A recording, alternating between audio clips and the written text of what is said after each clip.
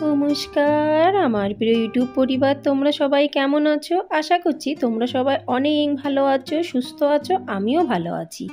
আমি সুপ্রিয়া। আমি তোমাদের সবাইকে আমন্ত্রণ জানাই নাসিকের ঘরকন্যার আরেকটি নতুন ব্লগে।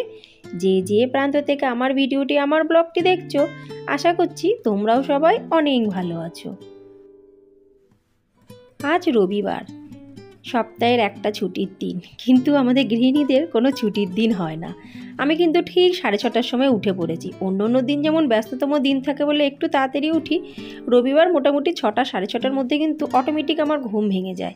আমি যতই ভাবি না কেন ইচ্ছাকৃতভাবে আমি শুয়ে থাকবো, কিন্তু সেটা আর আমার হয় না। যাই হোক, উঠে গেছি। উঠে গিয়ে বেকার টাইমটা নষ্ট না করে ঝটপট লেগে পড়লাম রোববারের কাজে। রোববারে কিন্তু প্রচুর কাজ, আর আমার বাচ্চাদের ডিমান্ড ছিল কতদিন ধরে বিরিয়ানি খাবো। অনেক দিন হয়ে গেছে, অনেক দিন কি বন্ধুরা, তোমরা মনে হয় আমার কোনো দিনকার ব্লগে, আজ পর্যন্ত কোনো দিনকার ব্লগে বিরিয়ানিটা আমি আজ পর্যন্ত করিই নি, মানে ব্লগে তোমরা দেখতে পাওনি। মোটামুটি হয়ে গেছে 6-7 মাস আমি কিন্তু বিরিয়ানি বানাইনি। তো এই যে বাইরের থেকে জামা কাপড়গুলো নিয়ে আসলাম আমার মেয়েদের, সেটা সুন্দর করে ফোল্ড করে আগে রেখে দিই। কেন কি বর্ষার সময় যখন তখন কিন্তু বৃষ্টি হতে পারে, ওর থেকে ভালো সুন্দর করে যদি আমি এগুলো রেখে দিই, দেখতেও ভালো লাগবে। আর যখন মেয়েরা পরবে তখন বেশ কি সুন্দর ফোল্ড থাকবে জামা কাপড়গুলো, যেন মনে হবে ইস্ত্রি করা।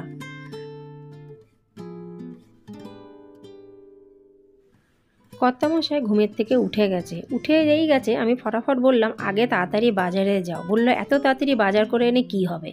আমি তখন বললাম যে বাজারে আমার সবজিপত্র লাগবে না, তুমি চিকেনটা অন্তত তাড়াতাড়ি করে আমাকে এনে দাও। যেহেতু আজকে বিরিয়ানি বানাবো, বিরিয়ানি বানাতে কিন্তু বেশ খানিকটা টাইম লাগে। ওই জন্য কর্তামশাই আমার কথা শুনে নাচতে নাচতে চলে গেল বাজারে। সকালে চালটাই ভিজিয়ে দিয়েছিলাম, আর এই দেখো এখন ভাতের হাঁড়ির মধ্যে আমি বিরিয়ানির যে মশলাগুলো, মানে শুকনো মশলা, সেগুলো সব দিয়ে দিয়েছি। তার মধ্যে দিলাম সামান্য নুন আর সাদা তেল। এরপরেই কিন্তু আমি একটু ভাতটাকে নাড়িয়ে দেবো, মানে চালটাকে নাড়িয়ে দিয়ে তারপরে গ্যাস জ্বালিয়ে তারপরে বসাবো। বিরিয়ানির নামটা যতটা সোজা, করতে কিন্তু ততটাই টাইম লাগে। যথারীতি আমি বসিয়ে দিলাম, দেখা যাক কটা বাজবে আজকে। যাই হোক না কেন, অনেক দিন পরে বানাচ্ছি। আর তার সাথে সাথে কিন্তু এই যে সকালকার আমার চা, 1 কাপ কালো চা চিনি ছাড়া, আর তার সাথে একটা টোস্ট বিস্কুট। কর্তামশাই উঠে কিন্তু বাজারে চলে গেছে, এখনও কিন্তু তার আসার কোনো খবর নেই। কী যে করে বুঝি না।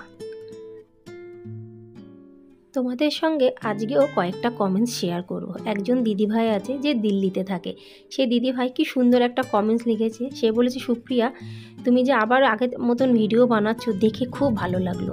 যারা প্রবাসে থাকে, মানে বাইরে থাকে, নিজের লোকজনের থেকে তাদের মনটা অনেকটাই শক্ত রাখতে হয়। হ্যাঁ গো দিদিভাই, সত্যি বলছি, যারা বাইরে থাকে তারা যদি নরম হয়ে যায় না, তাহলে সংসারটা পুরো নষ্ট হয়ে যাবে, মানে ভেসে যাবে। ওই জন্য তাদের মনটা না অটোমেটিকই শক্ত হয়ে যায়।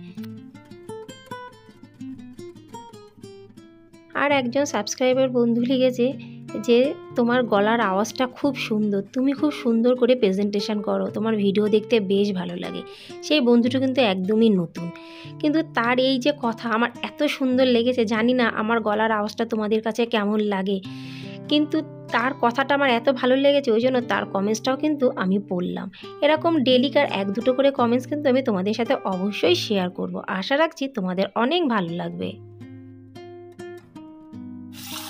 এতক্ষণ পরে আমার কর্তামশাইয়ের ঘরে আসার সময় হলো।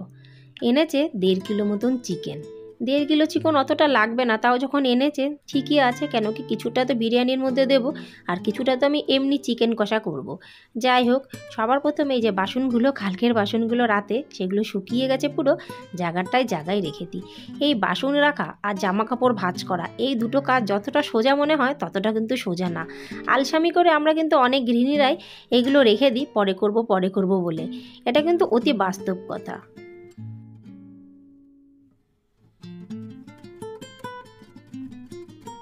প্রতিদিন যখন আমি রাত্রিবেলায় ঘুমাই, তখন ভাবি কি সুন্দর আমি ঘর তো ঝা চকচকে করে রেখে আমি তারপরে ঘুমাতে যাচ্ছি।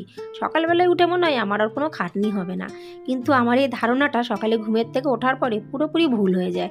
জানি না কি করে যে ঘরটা এতটা নোংরা দেখায়, আমি কিন্তু সত্যি বুঝতে পারি না। তোমাদের সঙ্গে এরকম হয় কি না অবশ্যই কিন্তু আমাকে কমেন্টসে জানিও। আর এই দেখো, ঝটপট কিন্তু আমি বসে পড়েছি চিকেনের মশলা কী করব সেগুলো তৈরি করতে। তো সবার আগে যেহেতু আমরা বাঙালি, বেশ খানিকটা কিন্তু আলু নিয়ে বসলাম।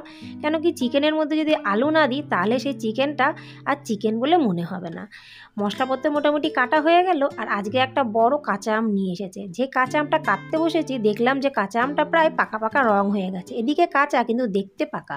যাই হোক, এটারই একটু টকটক একটু জল টাইপের মিষ্টি মিষ্টি একটু চাটনি বানিয়ে নিই।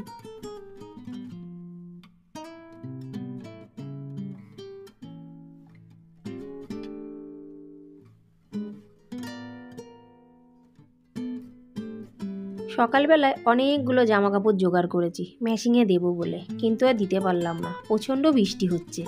এই বৃষ্টির মধ্যে যদি আমি জামা কাপড় কাচতে যাই পুরো বারান্দাটাই তো পুরো জামা কাপড়ে ভেজা থাকবে।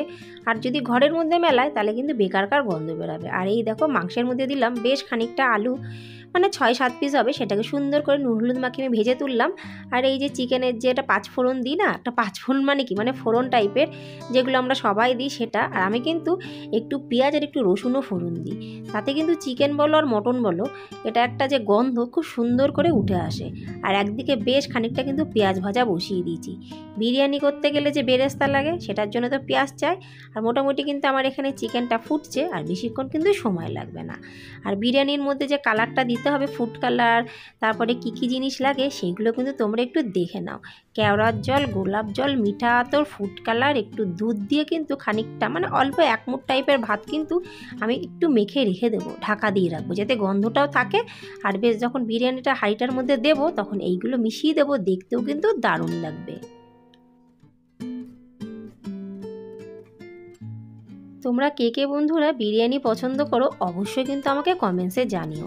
নাসিকে আজ পর্যন্ত আমি কোনো দিনও ভালো একটা বিরিয়ানির দোকান পাইনি। এত বড় বড় হোটেলে খেতে গেছি, ছোট হোটেলে খেতে গেছি, যে বিরিয়ানিকে জিনিসটা যেটা আমরা বাঙালিরা খাই সেই জিনিসটা কিন্তু আমি আজ পর্যন্ত নাসিকে পাইনি। এখানকার বিরিয়ানি মানে কিন্তু পুরো অন্য ধরনের, তোমরা কিন্তু খাবে না। যেহেতু আমারও ভালো লাগে না, আশা করি তোমাদেরও ভালো লাগবে না। কেন কি এখানকার বিরিয়ানি না কেমন একটা টাইপের। যাই হোক, ওই ব্যাপারে বলার আমার আর দরকার নেই। যেমন দেশ সেরকম জিনিস। রান্না হতে হতে পাশে পাশে কিন্তু আমি খানিকটা বাসনও কিন্তু মেজে নিচ্ছি। আর আজকে না মাংসের ঝোলের মধ্যে বেশ খানিকটা ধনেপাতা দেবো। ধনেপাতার যে একটা গন্ধ না, আমি কিন্তু এটাকে ভাজবও না আর ফোটানোর মধ্যেও দেবো না, কাঁচা কাঁচা দেবো। আর তারপরে ঢেকে দেবো, অদ্ভুত লাগবে। চিকেন বলো মটন বলো যাই বলো, তার মধ্যে ধনেপাতা দিয়ে যদি একটু ঢেকে রাখা হয় তার এই গন্ধটা কিন্তু অদ্ভুত লাগে। রান্না মোটামুটি চলছে, হাতে বেশ খানিকটা সময় আছে, ভাবলাম কিচেন ক্যাবিনেটটা ক্লিন করি। অনেক দিন হয়ে গেছে গো বন্ধুরা, ঘরের দিকে মোটে তাকানোই হচ্ছে না। কালকে একটু পরিষ্কার করেছিলাম, আর আজকে কিচেনটা একটু ডিপ ক্লিন করে নিই। যেহেতু আমাকেই করতে হবে তাই বেকার বেকার সময়টা নষ্ট না করে হাতে যতটুকু সময় আছে সেই সময়টুকু দিয়েই কিচেন ক্যাবিনেটগুলো পরিষ্কার করে নিলাম। আর এই যে ঘরের একদম সুন্দর একটা মাটির পট, যেটা আমার বড় মেয়েটি কালার করেছে, যেটা ঘরের মাধুর্যটাকে একদম বাড়িয়ে তোলে, সেই মাটির পটটা আর তার ফুল আর পটটা রাখি যে জারটার মধ্যে, সেই সুন্দর জায়গাটাকে আমি সুন্দর করে কিন্তু মুছে নিলাম। কারণ এটার মধ্যেও কিন্তু বেশ খানিকটা ধুলমাটি জমে গেছিলো। কী আর করবো বলো, একা মানুষ, একদিনে তা সব কিছু করতে পারি না। ওই জন্য টুকটুক করে কিন্তু আমি প্রতিদিনে কিছু না কিছু করি। তোমরা ভিডিও দেখলে অবশ্যই বুঝতে পেরে যাও। এখন সবথেকে বড় কাজ বিরিয়ানির হাঁড়ির মধ্যে বিরিয়ানিটাকে সেটিং করা। যতটা সোজা মনে হচ্ছে ততটা কিন্তু সোজা না, বেশ মাথা খাটিয়ে খাটিয়ে কিন্তু সেটিংটা করতে হয়। আর তার উপর দিয়ে দিলাম বিরিয়ানি মশলা, কেওড়ার জল, গোলাপ জল, মিঠা আতর। আর সেটাকে কিন্তু গ্যাসে আমি বসিয়ে দিয়েছি সিমে। বেশ খানিকটা কিন্তু সময় লাগবে, মোটামুটি আধা ঘন্টা মতন তো সময় লাগবেই সুন্দরভাবে বিরিয়ানিটা পরিপূর্ণ হওয়ার জন্য। ততক্ষণে বাকি ছিল এই সোফা ক্লিনটা, সেটাও কিন্তু আমি করে ফেলছি। সোফাটা বেশ অনেক দিন ধরেই ক্লিন করব ভাবছি, কিন্তু আর হয়ে ওঠেনি বলে আজকে পুরোপুরি ক্লিন করে নিলাম। এখন মোটামুটি আমার ঘরবাড়ি কিন্তু যে কয়দিন আমি কাজবাজ করতে পারিনি এখন আর কিন্তু মনে হচ্ছে না, আবার বেশ ঝাঁঝকচকে হয়ে উঠেছে। তারপরে এই যে গাছগুলো যেন আমাকে দেখে বলছিল একটু জল দে জল দে, সেই জন্য গাছগুলোকেও একটু আমি জল দিয়ে দিলাম।